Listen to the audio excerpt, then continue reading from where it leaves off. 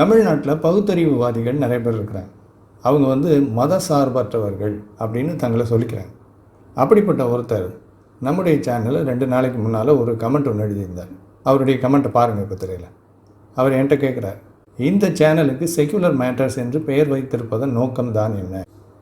இவர் எதுக்கு இதை கேட்குறார் அப்படின்னா, இந்த சேனலில் கிறிஸ்தவ மதத்தில் இருக்கிற பிரச்சனைகளை பற்றி நான் பேசிகிட்டு இருக்கேன்.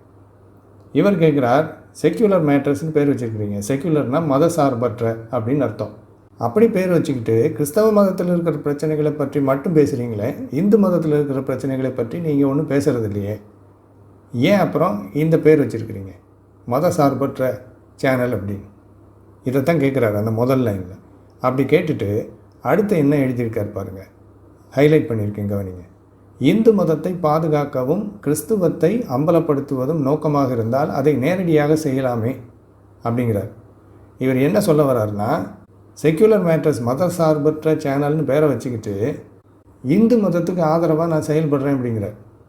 அடுத்து கீழே கிறிஸ்தவத்தை விமர்சித்து இந்துத்துவ அரசியலை நோக்கி அழகாக நகர்த்துகிறீர்கள் அப்படின்னு ஒரு குற்றச்சாட்டை வச்சுருக்கார். அப்போ நேற்று நான் வெளியிட்டிருந்த ஒரு வீடியோவில் இவரை போன்றவர்களுக்கும் சேர்த்து ஒரு பதில் கொடுத்துருந்தேன். ஏன் செக்யுலர் மேட்டர்ஸ் மத சார்பற்ற சேனல்னு பேர் வச்சுட்டு கிறிஸ்தவ மதத்தில் இருக்கிற பிரச்சனைகளை பற்றி நான் பேசிகிட்டு இருக்கிறேன் அப்படின்னு.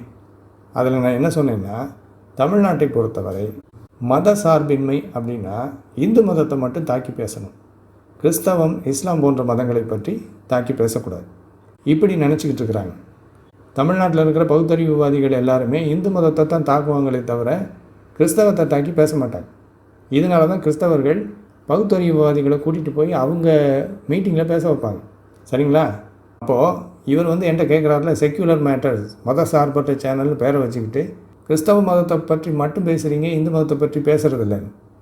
அப்படின்னா இவங்க மத சார்பற்றவர்கள் பகுத்தறிவுவாதிகள்னு காட்டிக்கிட்டு இருக்கிறாங்கல்ல, அப்போ இவங்க என்ன பண்ணணும்?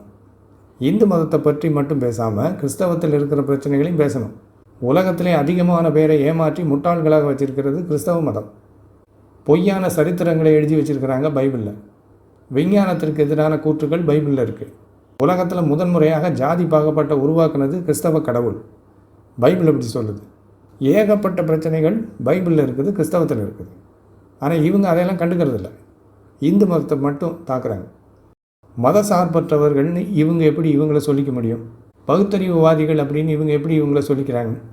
உண்மையிலே பகுத்தறிவுவாதி மத சார்பற்றவன் அப்படின்னா உலகத்தில் மதத்தின் பெயரால் அதிகமான பேரை ஏமாற்றி முட்டாளாக்கி வைத்திருக்கிற கிறிஸ்தவத்தை பற்றி பேசணும். அதைத்தான் நான் பண்ணுறேன்.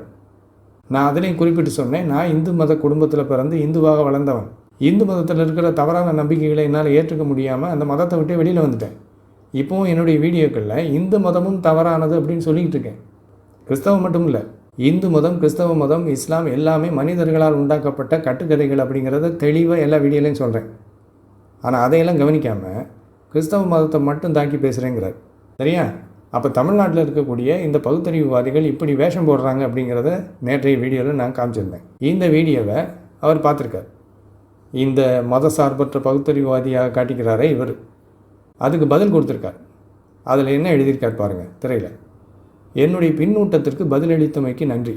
நீங்கள் கிறிஸ்தவராக இருந்ததோ அதிலிருந்து வெளியேறியதோ எனக்கு பிரச்சனை இல்லை. ஏன், நீங்கள் மீண்டும் இந்து மதத்திற்கு திரும்பி மற்றவர்களை இந்து மதத்திற்கு திருப்பினாலும் எனக்கு எந்த பிரச்சனையும் இல்லை.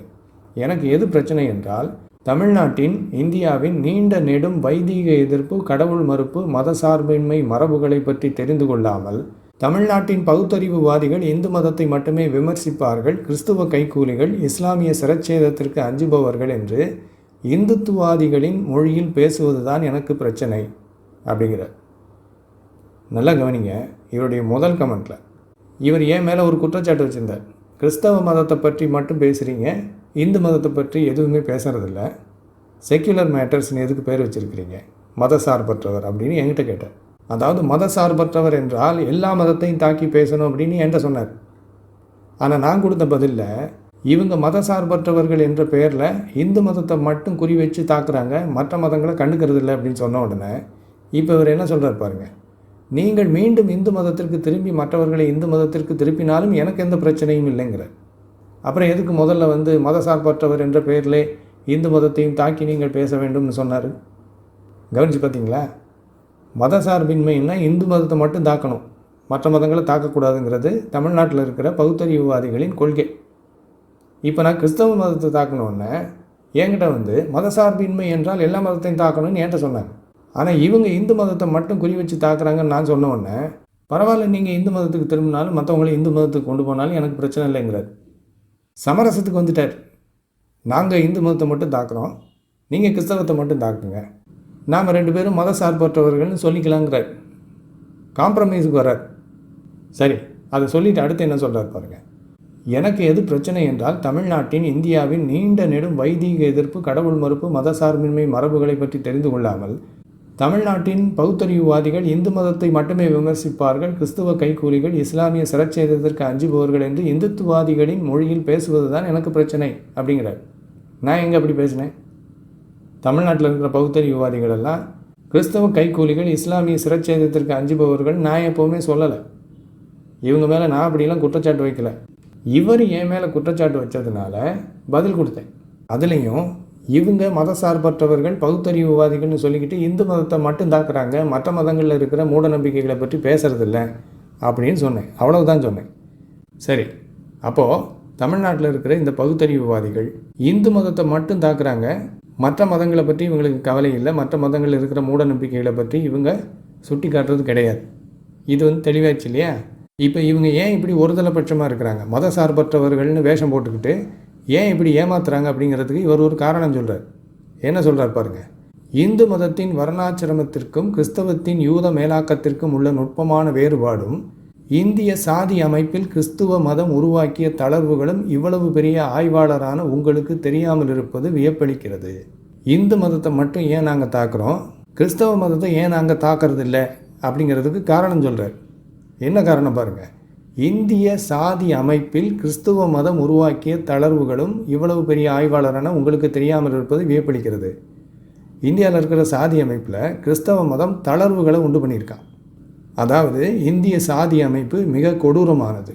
அந்த கொடூரத்தை கிறிஸ்தவ மதம் தனித்திருக்கிறது, குறைத்திருக்கிறது. கிறிஸ்தவம் இந்தியாவுக்குள்ளே வந்ததுனால இந்தியாவில் உள்ள சாதி கொடுமை குறைஞ்சிருக்கு அப்படிங்கிறார். இது உண்மையா? மிகப்பெரிய பொய். கிறிஸ்தவம் இந்தியாவுக்குள்ளே வந்து இந்தியாவில் இருக்கிற சாதி கொடுமையை குறைச்சிருக்குன்னு சொல்கிறாரு. இது ஒரு மிகப்பெரிய பொய். இதுக்கான ஆதாரத்தை இப்போ காமிக்கிறேன் பாருங்கள். இவர் இப்படி எழுதியிருக்கிறார் இல்லையா, கிறிஸ்தவம் வந்து இந்தியாவில் இருக்கிற சாதி கொடுமையை தளர்த்திருக்கு, குறைச்சிருக்கு அப்படின்னு. வேறொரு கிறிஸ்தவர் நம்முடைய சேனலில் என்ன கமெண்ட் எழுதியிருக்கார் பாருங்கள், திரையில் பாருங்கள். இப்போ இந்தியாவில் உள்ள சில கிறிஸ்தவர்களிடம் மட்டுமே இந்த ஜாதி என்கிற சாக்கடை கொஞ்சம் ஒட்டி கொண்டிருக்கிறது. அது இந்திய மண்ணில் உள்ள சாபம். அதற்கு இந்திய கிறிஸ்தவர்கள் விதிவிலக்கு அல்ல. வேதாகம கிறிஸ்தவத்தில் ஜாதி இல்லை, உலகளாவிய கிறிஸ்தவத்திலும் ஜாதி இல்லை. இந்த உண்மையை நண்பர் லெனின் அறிவார், அறிந்தும் அதை மறைக்கிறார். இவர் என்னை பற்றி சொல்கிறார். சரி, அது இருக்கட்டும். முதல் பகுதியில் என்ன சொல்கிறார் பாருங்கள். இந்தியாவில் உள்ள சில கிறிஸ்தவர்களிடம் மட்டுமே இந்த ஜாதி என்ற சாக்கடை ஒட்டி கொண்டிருக்கிறது. அது இந்திய மண்ணில் உள்ள சாபம். அதற்கு இந்திய கிறிஸ்தவர்கள் விதிவிலக்கு அல்ல. உலகத்தில் மற்ற நாடுகளில் இருக்கிற கிறிஸ்தவர்கள் எல்லாம் ஜாதி கொள்கையோடு இல்லை. இந்தியாவில் இருக்கிற கிறிஸ்தவர்கள் மட்டும்தான் ஜாதி கொள்கையோடு இருக்கிறாங்க. இந்தியாவில் இருக்கிற கிறிஸ்தவத்தில் மட்டும்தான் ஜாதி பிரிவினை இருக்குது. அது இந்திய மண்ணில் உள்ள சாபம். அதற்கு இந்திய கிறிஸ்தவர்கள் விதிவிலக்கு அல்ல. இவர் என்ன சொல்கிறார் பார்த்தீங்களா? இந்தியாவில் இருக்கிற கிறிஸ்தவர்கள் சாதி கொள்கையை கடைப்பிடிக்கிறாங்க, ஏன்னா இந்திய மண்ணில் சாபம் இருக்குது.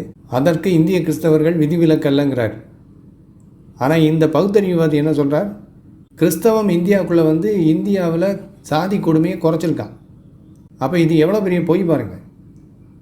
இந்தியாவில் இருக்கிற கிறிஸ்தவர்கள் சாதி பிரிவினையை, சாதி கொள்கையை கடைப்பிடிக்கிறாங்கன்னு இந்த கிறிஸ்தவர் சொல்கிறார். இந்திய கிறிஸ்தவர்கள் விதிவிலக்கு இல்லைங்கிறார். இதுதான் உண்மை. இந்தியாவுக்குள்ளே கிறிஸ்தவம் வந்து இங்கே இருக்கிற சாதி கொடுமையை குறைக்கலை. இந்தியாவில் இருக்கிற சாதி கொள்கையை கிறிஸ்தவம் அப்படியே உள்வாங்கிக்கிடுச்சு. அப்போது கிறிஸ்தவம் இந்திய சாதி அமைப்பில் தளர்வுகளை ஏற்படுத்தியிருக்கு, சாதி கொடுமை இந்தியாவில் கிறிஸ்தவம் குறைச்சிருக்குங்கிறது தமிழ்நாட்டில் இருக்கிற இந்த பகுத்தறிவுவாதிகள் உருவாக்கிய பெரிய பொய். இந்த பொய்யை கிறிஸ்தவர்களே ஒத்துக்க மாட்டேங்கிறாங்க.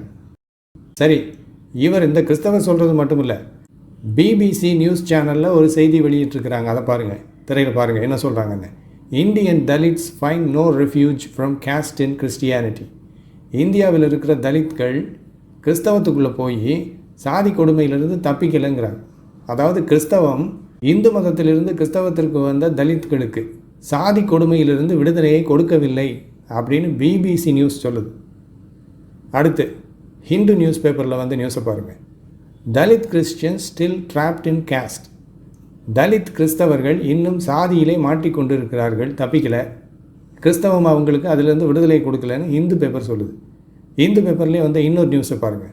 த fight against caste Christians in Tamil Nadu. தமிழ்நாட்டில் ஜாதி பார்க்குற கிறிஸ்தவர்களுக்கு எதிராக நடத்தப்படும் போராட்டம்.